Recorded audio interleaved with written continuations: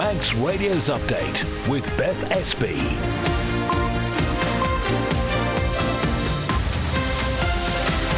Well, first of all, good evening. Welcome to Update here on Manx Radio, a daily look through the main news of the day. Coming up in the next half hour, the Ministry of Defence has opposed the offshore wind farm off the island. We'll find out why in just a few minutes. Also tonight, 20-mile-an-hour speed limits were up for discussion again in the House of Keys this morning. All got a little bit heated, actually. We'll find out more about that too. We also hear why several buildings will be turning orange over the next few weeks. And Isle of Man Athletics needs more coaches and volunteers to secure the future of the sport over here. We'll also look at the weather. There is another yellow weather warning for frost and icy patches that's just come into force. We'll have the traffic and the travel as well. And if you'd like to get in touch, you can text 166 177. We'll start with a roundup of the main news headlines with Christian Fastamai. The Ministry of Defence has formally objected to the proposed Morvannin offshore wind farm. It's warning the development would have a significant detrimental impact on military and aviation operations.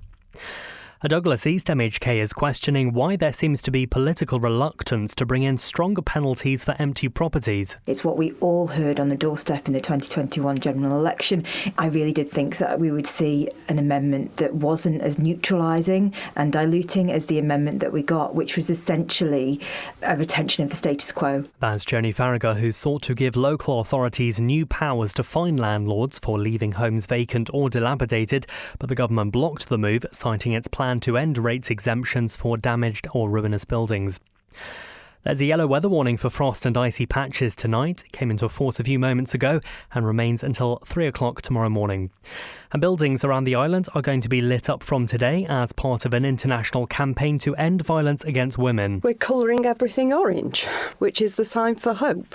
Janet Alcock speaking there. She's the president of the Russian and Western Man branch, who explains which landmarks will be illuminated. Douglas City Council, lighting up the town hall, the shopping street, the promenade, hopefully the Tower of Refuge too, the wedding cake, the hospital, the roundhouse at Braddon, the town hall in Port St Mary. In the latest international news now, Sir Keir Starmer's told European leaders talks on a Ukraine peace deal are moving in a positive direction. A Ukrainian official says it's backing the essence of the plan, which some have feared gives too much to Russia. A teenager has been arrested on suspicion of conspiracy to commit murder after a 16-year-old boy was shot in Sheffield city centre yesterday. He remains in a critical condition in hospital. And visitors to English cities in the future could be charged for their stay. A local government secretary says mayors will be given new powers to introduce a tourist tax, which will be added onto accommodation fees. Those are the Update News headlines next at 6. Thanks very much indeed, Christian. So the weather brought to you by Manx Glass and Glazing. Those frost and icy patches, there are risks of those on the higher ground tonight. So that yellow weather warning, as Christian mentioned, came into force at 5. It is in place until 3 tomorrow morning. Temperatures are going to fall quickly to 0 after sunset. Well, I think the sun has set. There will be a widespread frost as well as some icy patches in areas that are wet. Increasing cloud amounts and stronger winds, though, are going to allow temperatures to recover before dawn tomorrow. So the general forecast, cold and clear to start with tonight. Overnight cloud will increase. Temperatures will recover with a freshening southwest wind, and it will be a frost and ice-free end to the night, in case you're interested. Overcast tomorrow, outbreaks of rain and drizzle developing as the south-southwest wind increases to become strong. It's going to be quite warm tomorrow as well. Top temperatures around 12 Celsius. Manx Glass and Glazing can supply and install single, double and triple glazing. Call 674 573 or visit the showroom on the Snugborough Trading Estate. A ground source heat pump can save thousands of pounds a year, and you can harness this energy on island with Geothermal Limited, the water borehole experts. Visit drilling.im and see how a ground source heat pump borehole works. That's drilling.im. Reach the Isle of Man's biggest radio audience with Manx Radio. Airtime, sponsorship and digital opportunities available. For more information on how we can help your business grow its market share, contact the friendly, experienced team on sales at manxradio.com. Cannell's Agricultural Supplies have been serving the good folk of the north for over 30 years, supplying homegrown wheats, whole and rolled oats, working clothing, fencing, animal feeds, parts, tools and emergency supplies. Call Julia on 880206 or find Cannell's on Facebook. Direct cremation is just that, An affordable and simple cremation without all the costs associated with a funeral service. Find out more by visiting directcremation.im or phone Direct Cremations on 478 422. It's exactly 5:05 here on Update. Well, as we just heard in the headlines, the Ministry of Defence has raised serious concerns about the Moor Vannin offshore wind farm. Christian has run up the stairs. He's with me now. Faster my Christian. So just tell us first, what is the MOD saying? Yeah, faster my Beth. So the MOD has formally objected to the plans at this stage, and their main concern is the impact the turbines would have on air traffic control radar at BAE Wharton Aerodrome. The site would sit around 11 kilometres off Mackholt, but the radar can actually detect objects far beyond that, and the MOD says the turbines would generate interference that the air traffic controllers can't actually manage safely. So what sort of problems are they talking about there? Well, they say large offshore turbines can create false radar returns, and that masks real aircraft and even desensitize, sorry, I'm not speaking properly, the radar in certain areas. And the MOD argues that could make it harder to track aircraft movements and maintain situational awareness in busy airspaces. They've also highlighted impacts on the, I'm going to try and say this, Eskmills firing range and the risk of structures becoming physical obstructions. Good pronunciation there. So is there, I suppose the question, is there any room for compromise at all? So the MOD notes that the developer has acknowledged the issue and that mitigation is discussed in the environmental impact documents, but it says that as things stand, it must object unless a solution can be agreed. So what happens next will remain to be seen, but it is a significant hurdle for the project. We have contacted the government for a comment. It's since responded with a short statement. I'll just read it to you. Quote, the public consultation was an important part of the process of examination of the application that has been delivered and was designed to bring out all interested parties who may wish to support the proposals or those who have concerns, and for those to be formally lodged. It concludes by saying, as stated before, during this process the government will not be able to comment on any specific aspect of the proposals whilst the examination process is live, nor comment on any particular comments raised as part of the consultation and examination. Christian, thank you very much indeed. You can read that government statement in full on this story, which is on the Manx Radio website. But we just want to bring you a little bit more reaction to this now. Christian spoke with Garth MHK Andrew Smith, who's in the House of Keys, when we published this story, and he's told us what his initial thoughts were. Obviously, I've been in the House of Keys sitting today, and it's only just come to my attention.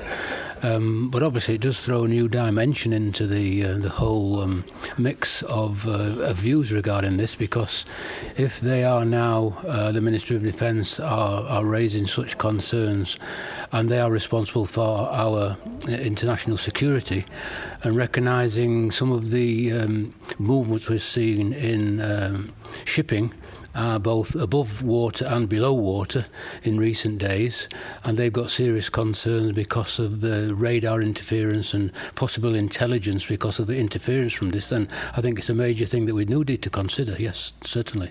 And do you think the Council of Ministers can reasonably progress this without making some very, very significant changes like the MOD have suggested? Well, obviously, I've not seen the detail of the MOD response, but as I say, from my perspective, in the early days that I've just learnt about it, then I would certainly suggest that serious consideration and thinking needs to be made, especially from an objection raised by what I would suggest is a very important body. That's Garth MHK Andrew Smith giving us his initial reaction to news that the MOD has opposed the Moor Vannin wind farm. Coming up to 9 minutes past 5, well, the subject of 20-mile-an-hour speed limits in residential areas has been up for discussion in the House of Keys again this morning. The Infrastructure Minister, Dr Michelle Haywood, faced questions about the traffic order currently out to consultation. And it did lead to a rather heated exchange with the Speaker of the House of Keys having to step in. Just to say that we sent the draft order through to the Chief Constable on Friday the 7th of November, so he had it before it went on public release and before it was published, so he has had time to consider it. He does hold a number of bits of data around this, and we've had discussions at length with the Road Policing Unit and their officers about the level and quality of the data they have. I don't have that data to present here today, so I wouldn't like to speculate on figures, Mr Speaker. Mr Thomas. Thank you very much. I think the public didn't really have it in Douglas for 2 or 3 days after it was announced that they had it, because I'm always very helpful, and I was pleased to bring it to the attention of Douglas City Council that they should have it available on their counter for me to pick up if I wanted to. But anyhow, I have it now, and I've circulated it to members, still waiting for it from the DOI but as it happens, but hey, can still hope. My question is this. Can the Minister confirm that she's misquoted the law when she talks about consultation, because the procedure for making an order is laid out in law. So where the department proposes to make an order, it should propose a draft of the order and cause notice of the proposal to be published in at least one newspaper published and circulating in the island. And that advert has to invite objections. The only person who's consulted now is the Chief Constable. So can the Minister confirm that that's right, or does she want to deny the law? Thank you very much, Mr. Speaker. No, I'm not denying the law. We are taking a rather wider view of allowing everyone to submit any comments they like. Some of those may be objections, some of those may be not, and we will take all of those on board. And they'll all be acknowledged. No, they won't. Will you stop? Order. Right. I'm going to allow Ms Edge to ask a question. I am going to encourage the honourable member for Onken to not continue to tackle from a sedentary position. I knew you'd tackle to beside. Order. Having just advised the honourable member not to do it, I don't. Order. Don't expect it to carry on. Well, I'm going to warn the honourable member. Thank you, Mr. Speaker. Oh dear. All happening in the House of Keys this morning. So that was the Speaker of the House of Keys there, Ewan Watterson, responding to some heckling from the Onken corner of the chamber. Coming up to 11 and a half minutes past 5. And we're going to stay with DOI now, because more than 20 of their projects are apparently being held up by the island's coal tar issue. Now, the hazardous waste material can't be disposed of in landfill, and the DOI's current store is full.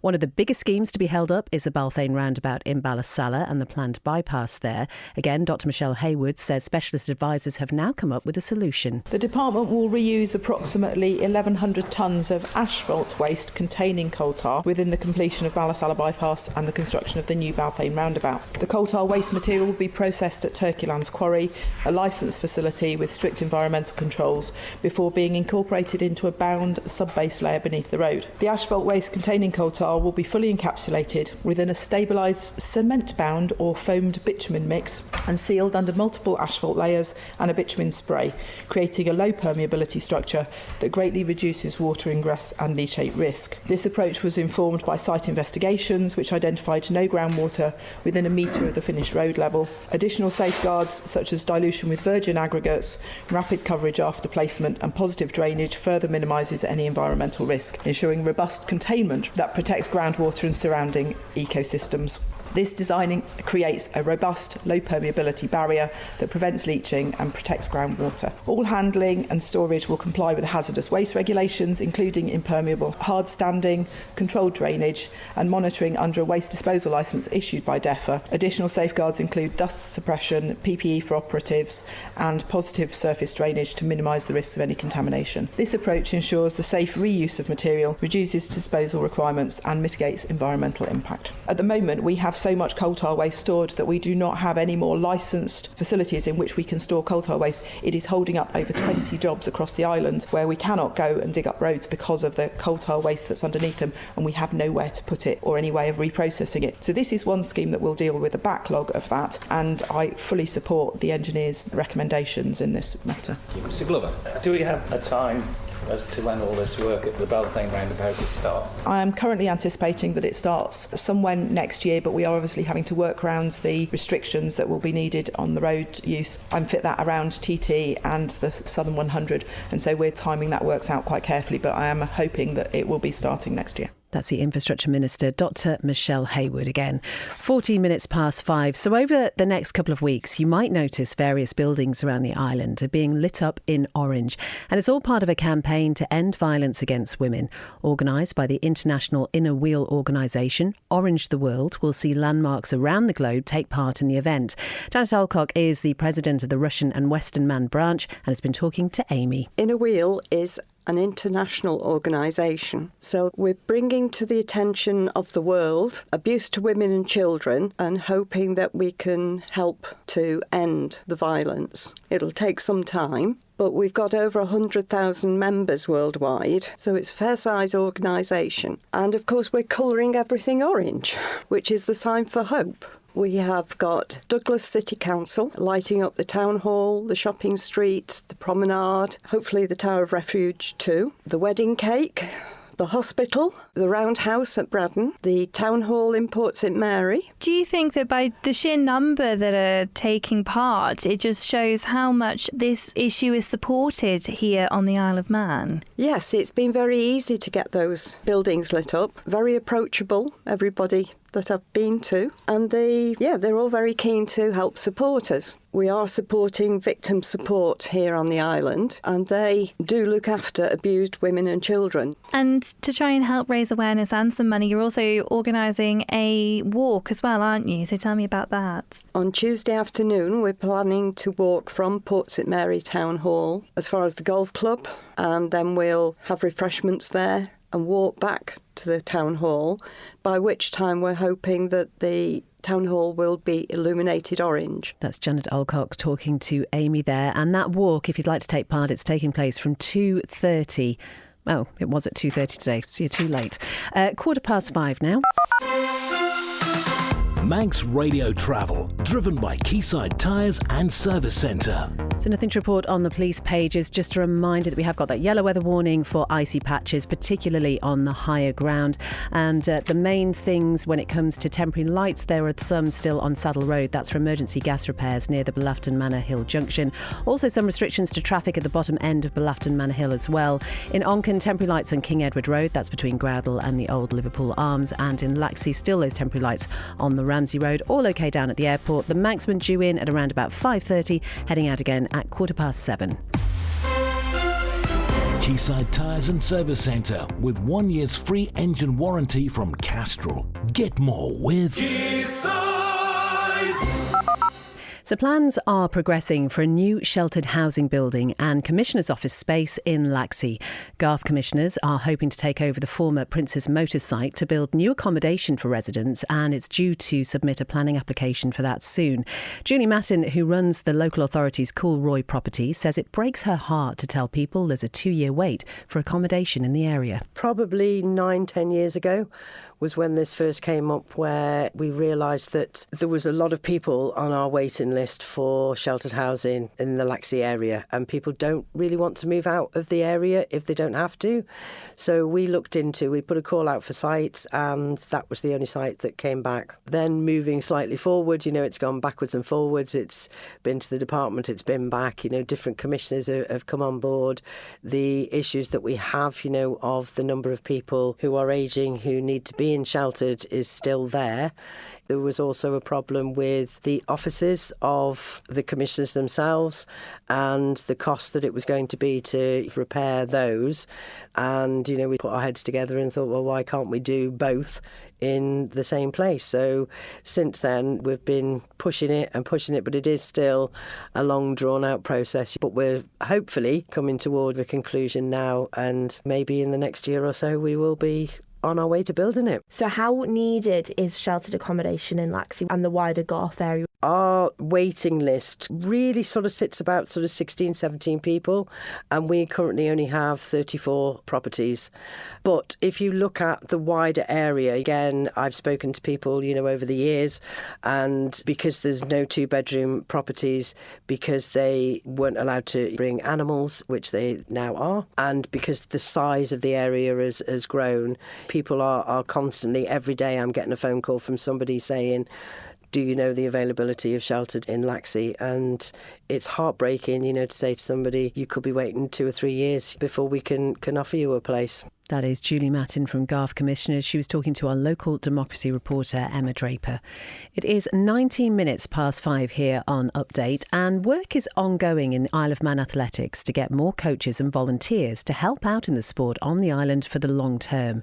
Isle of Man Athletics Development Officer Ollie Lockley says numerous courses and schemes have been helping, but says some areas still need some work going forward. Athletics is strange because it is effectively several sports in one sport, which makes it a blessing and a curse. So I think it's obvious to say that road running in particular has taken off and is very popular among all age groups. The areas that do need work are obviously more so the field events, I think, like the throwing events, the jumps, and even race walking is doing quite well. There's always a limited amount of people, but they seem to be quite consistent with who they get and the people that stay there. So the field events are gonna need work. So it might be a case of trying to get into the schools and approach it that way. We do have a CPD course, so England athletics tutors coming over next year who was going to help with teachers and coaches to develop throw skills and throwing events. So that would be great. And then, hopefully we can get that into the schools. And then if we just get, a few kids across the schools to come and join a club, that'll be great. Just how vital is it that we are seeing new coaches coming into the sport and sometimes into these specialist areas to make sure that people just have a chance to have a go at it, whether they want to have big ambitions or not? Exactly. That's a challenge. Obviously, with the level one, the assistant coach and athletics coach awards that we put on, like level one, the old level one, level two, you effectively can coach all disciplines with the exception of like the pole vault and the hammer, I believe. So it doesn't mean to say you can't, it just means that you have to just do further qualifications to get there. And obviously then it's trying to keep them in the sport and like you say, trying to make people aware that this is an option, that if you do want to do pole vault, then we have that avenue where someone could go down that route. Hopefully if we can just make more people aware that this is an option, then it'll go from there. My priority is probably more so looking at the officiating side of things and trying to get more officials involved. It's a little harder than the coaching because there's so many different officiating roles that you can do, and then just trying to get people into the sport and to stay, and hopefully we can just have a flourishing sporting community where people are enjoying themselves. That is Ollie Lockley there. There is a sportscast of that interview in full as well you can find on the Manx Radio website. Now in August of this year, the Manx charity Pet Food Pantry issued an urgent appeal saying demand on its services had skyrocketed. It was set up in 2023 in response to the rising cost of living, and now we're just a month away from Christmas. It's issued a fresh appeal for donations and support. Lewis has been talking to founder Helen McCaffer. So we've still been incredibly busy since then, and we're still having a lot of referrals from different organisations within the island. It just seems to be a time where people are still just really struggling, and more so at this time of year because we've come back into the period of cold weather, so people's utility bills and things are higher. And obviously with Christmas round the corner, people just financially feel the pinch a bit more. So we have a lot more referrals from the likes of Salvation Army, government bodies and things like that. We are under a bit of a strain with donations. Currently, how many people are you supporting around the island? Probably island-wide, a couple of hundred at any one time. Some people use a short term, some people more longer term, but we are finding we're getting more and more new service users. You mentioned last time that this service is to help people who already have pets, isn't it? Who have just fallen on hard times. Yeah, so people that have existing pets, like we help a lot of elderly or sometimes people who are terminally ill or have illnesses and they've had to stop work for a short period of time and the other family member has to stop to look after them. So it's people who have existing pets within their family and we're trying to keep them within the family because obviously our shelters and other animal charities on the island, they're strained as well and pretty full. So if we can help to keep people's pets within the home, that is our aim. That is Helen McCaffer from Pet Food Pantry talking to Lewis. Now, the fifth Manx Bard released her latest collection of poetry at the weekend. Annie Kissack debuted a Suggestions of Wrens at St. Port's...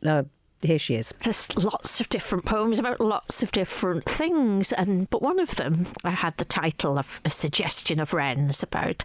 I mentioned this online to a few people I know in the poetry community away from the island, and somebody said, that's a really good title. So I thought, right, if it's a good enough title for a poem that people are saying that, I can use it. And really, there are wrens in the book, scattered here and there. There are poems about wrens, not lots, but, a presence there. Yes. And so when it comes to publishing a collection, do you actually deliberately work towards a specific collection, or are you I know you're writing all the time, day in, day out, and inspired by all sorts of things on this wonderful island of ours, but do you get to a critical mass of poems and think there's a collection in there? Yes, quite quickly. The process of making sort of piles on the floor, and then you spread of everything you think might be a possibility, rather than consciously think which direction is this going to go in. Is it going to have one sort of overall theme? Am I going to be working to one sort of end, or is it going to be a random collection? So I sort of get all these things and then spread them out flat, so the whole floor is covered in pieces of A4 paper, and then the cat will come and sit on them and mess them about, and then some of them I'll turn over, or some I'll think maybe why aren't I sure about this. It goes on for about a month, this process, and I've got a couple of people who I trust very, very much in terms of their poetic judgment, so one being my sister, but they're very honest. Oh, that's Annie Kiswick talking to Howard there. It's sport time now. Fast am I, Rob? Fast am I. Starting tonight with motorsport, and two-time Isle of Man TT podium finisher Mike Brown will compete on sport bike machinery at next year's event. The Cork-born rider is linking up with Team Melbury Laycock Racing to ride Pattern Power in the class in 2026. Sport bike machines are being introduced to the TT for the first time next year and will run alongside Super Twin bikes in the newly named Sport Bike TT Race 1 and Sport Bike TT Race 2. Both of Brown's TT podiums so far have come in the Super Twin category, with a second place finish in 2023 and third place in one of the races in 2024. Well, on the move, the rider says he's really looking forward to riding the Pattern, also adding that the bike and I have unfinished business. Elsewhere on the Snaefell Mountain course in 2025, Brown enjoyed success at the Classic TT in August as he took top spot in the historic Senior Classic race on the Peter Lodge Racing Norton 500. Elsewhere in pool, the Isle of Man will once again play host to the big finale to the International Pool Association season next year. The organisation has confirmed the island will host the 2026 IPA Grand Finals at the Comus Hotel in Santon from the 11th to the 15th of November. It'll be the second year running the last round of the series has taken place here, after the 2025 finals were held at the same venue earlier this month. The Isle of Man has already hosted the Grand Finals on multiple occasions in recent years. And finally, in athletics, Ryan Corrin and Krista Kane were among the winners during the 2025 Sickquirk Half Marathon at the weekend in the south of the island. Running through Ballasalla in Castletown, Corrin completed the course in 1 minute 12.52 seconds to take the men's and overall victory, over 20 seconds ahead of Corbin Sharda, who finished second. Elsewhere, Krista Kane was the fastest female runner and finished fourth overall in the event, which saw over 350 people cross the line at Ronalds Way Industrial Estate. Kane's display saw her also break the women's course record, previously held by Sarah Webster, whilst Corrin's performance put him into the top 20 in the men's all-time standings. Meanwhile, Neil Wade and Michelle Turner won their respective categories in the race walk, with times of 1 minute 44.2 seconds and 2 minutes 8.45 seconds. I'm exhausted just listening to that, Rob. Thank you very much indeed. That is all from Update tonight. Thank you so much for your company. Coming up next, it's Countryside with Simon and Kiri. Lots of great stuff in that programme tonight, including finding out why it's important women feel comfortable in the farming industry as they increasingly take on more roles in agriculture. And also, have you ever heard of a dog nativity? Well, there's one coming up in Derby. You can find out all about that in Countryside tonight. At 6 then, it's Greatest Hits with Chris Kinley. The Folk Show with John Barker is on from 9. And Dave Moore will be with you with After Hours from 10. So whatever you're doing this evening, have a good one. And we'll talk to you again tomorrow.